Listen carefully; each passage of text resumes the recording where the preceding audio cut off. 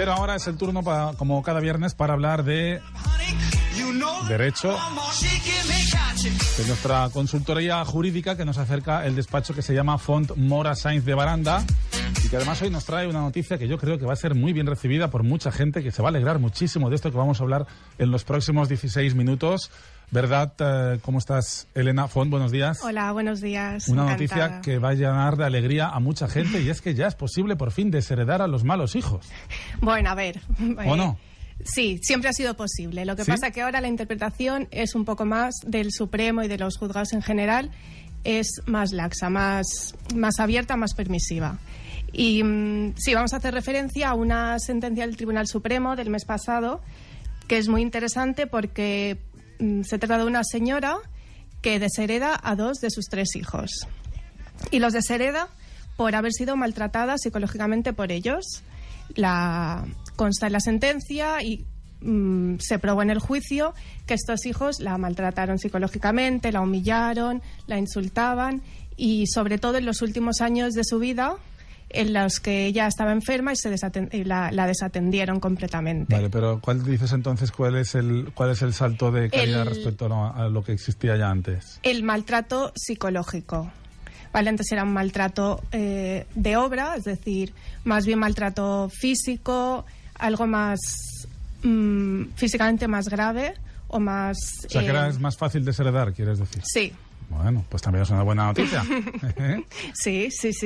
O sea, que basta con el maltrato psicológico. Es un poco lo que viene, la gran novedad que viene a introducir en este caso la sentencia del Tribunal Constitucional, que sienta del Supremo, que sienta, como siempre, jurisprudencia, así que a partir de ahora, pues siempre que se pueda uno alegar ese caso, podrá quitarles incluso la legítima a sus pequeños. Sí, ¿no? si bien es cierto que en el testamento de la persona que quiere desheredar a personas que son herederas forzosas o legitimarias, un concepto que podemos explicar ahora, tiene que dejar bien patente los motivos de la desheredación, porque si posteriormente las personas desheredadas no están de acuerdo con esta desheredación, que sería lo normal, impugnan el testamento, en el juicio de impugnación de ese testamento es el heredero, es decir, al que sí que se mantiene la sucesión, quien tendrá que probar que las causas de desheredación son ciertas, que efectivamente hubo maltrato psicológico en este caso, que mediante testificales, documental, etcétera, pero en el testamento se tiene que dejar bien recogido. Entiendo que si existe una sentencia condenatoria ya está, no hace falta que se recoja en el testamento, ¿no? Pero hay una sentencia condenatoria que se basa en un testamento, es decir, la señora hizo un testamento, explicó en el testamento... No, en este caso en concreto pero me refiero en general. Si hay una sentencia condenatoria, si hubiera una sentencia condenatoria por abuso psicológico, ya no haría falta ningún testamento, simplemente con argumentar esa... Bueno, el testamento se deshereda... Claro, tiene que ser una decisión expresa en todo caso de la persona que lleva a cabo el testamento, ¿no? Sí. Bueno, así. ¿Me querías explicar un concepto que era el de los herederos forzosos o legitimarios? Ajá. En España no existe la libertad de testar. Es decir, siempre se debe respetar a unas personas, familiares, especialmente relacionados con la persona fallecida, que estas personas siempre tendrán una porción de la herencia. ¿Vale? Aunque no se recoja en el testamento, esto se debe respetar. No es así en otros países como en Inglaterra, que existe libertad total de testar. ¿A ti qué te gusta más? Bueno, considero que está bien que se proteja a los familiares. Sí, lo que cada vez hay más discusión al respecto, y yo creo que la tendencia siempre será eliminar, total, ¿no? Eliminar dinero, lo que quiera, en realidad, sí, ¿no? Sí. Pero bueno, esa es la tendencia, pero ya veremos. En todo caso, no existe un debate social tampoco al respecto, ¿no? Así como sí que lo hay, por ejemplo, respecto al derecho al impuesto de sucesiones, que sí que lo hay. En el caso de este asunto de la legítima, no sé si está muy implantado. Bueno, empieza a verlo, yo creo, sí. Y un poco esta sentencia del Constitucional iría en esa misma línea, ¿no?, de la que hablamos. No exactamente. ¿Por qué no? Porque Vamos a ver, está abriendo, digamos, el espectro de posibles causas por las que se deshereda uno, ¿no? Sí, pero siempre motivadas. Ya, claro. Siempre motivadas. No iría en contra de la ley, de hecho, ¿no? Claro, sí. Sí. Tanto si se ha hecho testamento como si no se ha hecho testamento, y por lo tanto se va por las normas generales recogidas en la ley, la legítima siempre debe respetarse. Bueno, ¿cómo se fija la legítima, Elena? Pues la legítima depende del grado de relación, pero en primer lugar la legítima de los hijos o descendientes es de 1/3 de la herencia. ¿Vale? 1/3 de la herencia siempre que sean 4 o menos hijos. Si son más de 4 hijos es de la mitad de la herencia. Si para el cónyuge viudo, la legítima es el usufructo de la mitad del haber hereditario. Esto es así en Baleares. En el territorio común, los que se rigen en Baleares, tenemos la compilación balear, que es lo que rige para los que tenemos la vecindad civil balear, y tiene preferencia sobre el Código Civil. ¿Y qué diferencia hay entre la compilación balear a este respecto y el Código Civil? En el Código Civil la legítima es de 1/3 más otro 1/3 de mejora pero bueno, a grandes rasgos es parecido con algún detallito, pero más o menos es igual. Y la legítima del cónyuge viudo es el usufructo de 1/3 de la mejora. Es decir, bueno, son detalles que ahora mismo tampoco no vamos a aclarar ahora mucho. Ya, el caso es que los padres, los hijos y los cónyuges viudos son los que se llevan la pasta sí o sí. Esto es seguro. Bueno, los padres a falta de hijos. Los padres... Solo si no hay hijos. Solo si no hay hijos. Sí. Vale, es decir... Y el cónyuge viudo siempre tendrá la legítima, sea compartiendo con los hijos o con los padres. ¿El cónyuge implica la persona con la que has tenido hijos?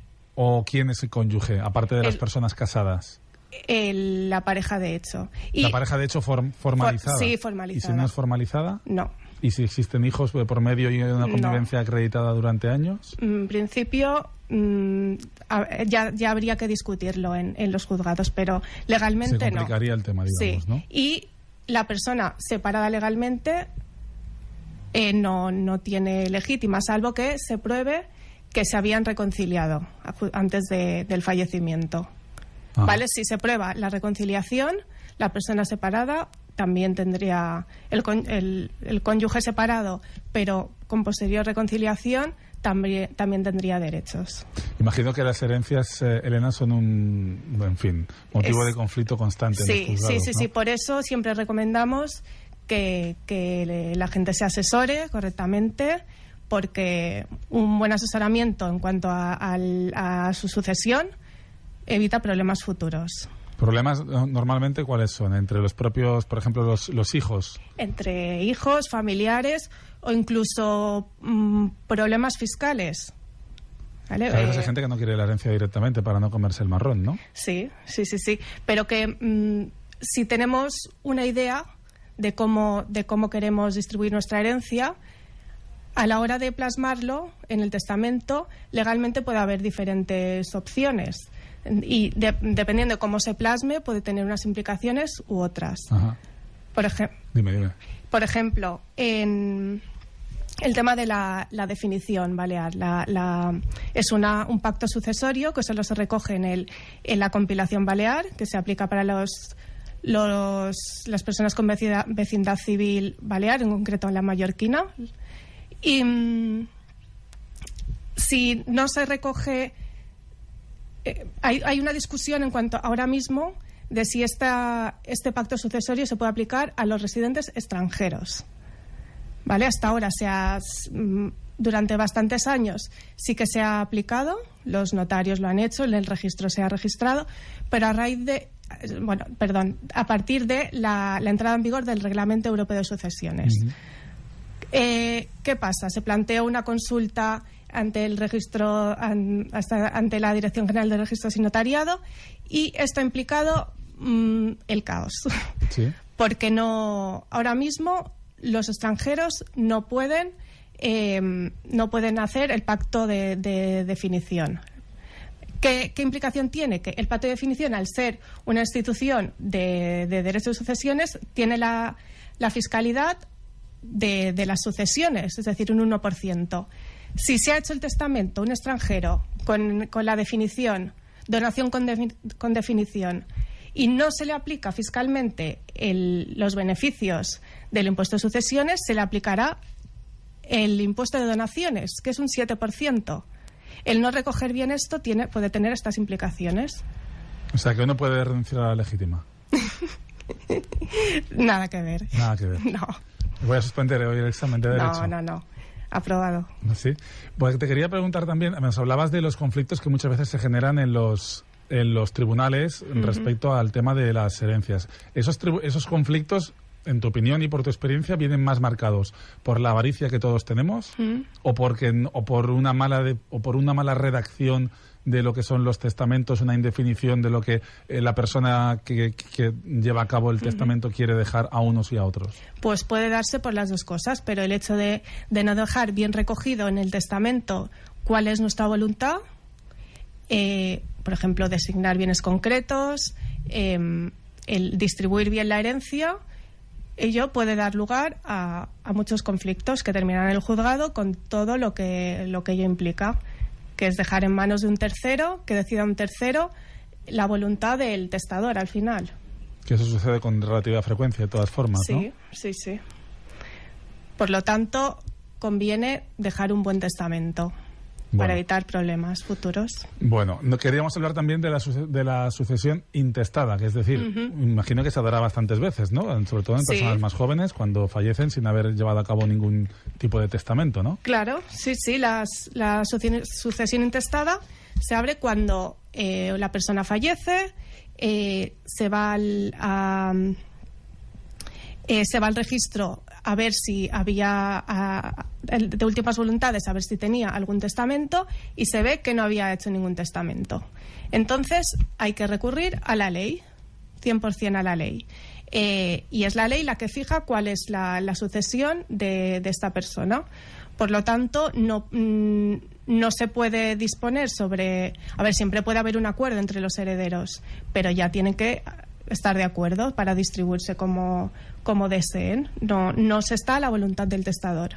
Y si no, pues se venden imagino que se venden todas las propiedades y se reparte el dinero. Si no hay acuerdo entre los herederos, se tiene que ir al juzgado a que nombre un contador partidor, una persona que es la que divide, puede hacer lotes, es la que distribuye la herencia. Oye, y en esas, imagino que hay muy frecuentes conflictos entre hermanos y hermanas, entre familiares que tienen que acoger una herencia. A mí no me pasará nunca porque tengo 4 hermanas, pero no tengo nada que heredar, así que es fantástico.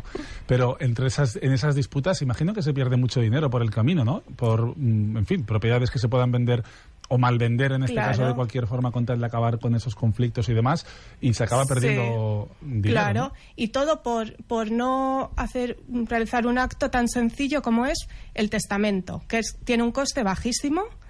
Ir al notario, el testamento puede costar a partir de 50 a 100 euros. ¿Sí? Además, ¿se puede hacer un testamento cada día? Que siempre el último es el que es el válido. Ya, pues si hacemos uno cada día nos va a salir a 600 euros al mes. Ya, pero que no es... Lo que digamos en ese momento 500. No es inmutable. Ya. Podemos cambiar de opinión y el válido es el último. Y el hacer este testamento, como digo, puede evitar todas las disputas y la pérdida de dinero futura. Porque ya no solo es el mal vender, sino el tener que ir a tribunales. Es que da un poco de mal rollo hacer un testamento, ¿no? Sí, eso es verdad. ¿Tú tienes hecho el testamento? Yo no, antes me preguntaba un compañero. No, debería hacerlo. Ahora con todo me voy directa al notario. Exactamente, directa al notario. Porque eso no lo hacéis vosotros en los despachos, lo hacen directamente el notario. Nosotros en el despacho asesoramos, escuchamos cuál es el deseo, la voluntad del testador, de la persona, y le recomendamos cuál es la mejor opción, y si lo desea lo acompañamos al notario o ya le decimos cuál es nuestra recomendación, y la persona en concreto va al notario y le dice cómo quiere distribuir su herencia. Bueno, un mundo apasionante el de las herencias, ¿no? Muy interesante, sí. Hay muchos conflictos abiertos ahora mismo con Bueno, alguno que estas, otro, ¿sí? alguno que otro. En fin, pues Elena Font, muchísimas gracias por acompañarnos en este viernes para hablar de eso. Ahí nos quedaban más cosas, ya lo sé, ¿eh? Nos quedaban más cosas de que hablar. Da mucho de sí, sí. Da mucho de sí, exactamente. Yo me quedo con que al final me he quedado sin aprobar el examen de Derecho. Pero no. Hace tiempo que no estudio la materia. Bueno, muchas gracias por acompañarnos. Gracias a vosotros. Como cada semana, a ti y al despacho Font Mora Sainz de Baranda, que nos acompaña todos los viernes en esta sección jurídica, y nos ha quedado un pelín más estrecha, 5 minutos menos de lo habitual, pero seguro que nuestro amigo Teo Gijón nos lo sabrá perdonar. Volveremos la semana que viene a partir de las 10:30 aquí en la 107.4. Ahora